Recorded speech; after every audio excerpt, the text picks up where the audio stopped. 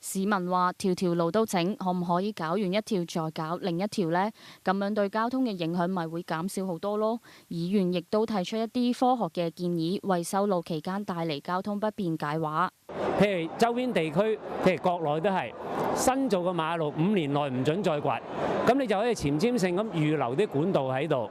嗱，或者咧，我哋要通過個科學嘅手段，叫頂管，唔使掘路就可以頂條管，通過條馬路咧就放置我哋啲設施。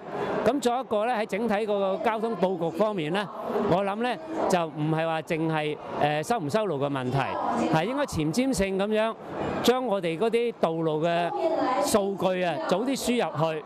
當我哋邊度要修路嘅時候咧，將啲數據輸入電腦。如果塞呢條路，邊條路可以通車，邊條路會引致咩塞車，其實電腦可以全部有數據可以分析晒出嚟。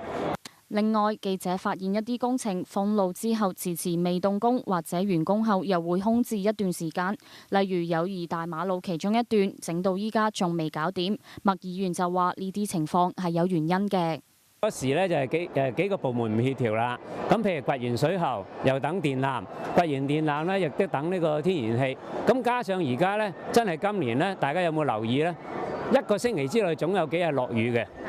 咁呢啲雨天呢，又係不可避免嘅，呢亦都係不可預見嘅情況。城市中完善管網配套工程無可厚非，適度影響交通亦係在所難免。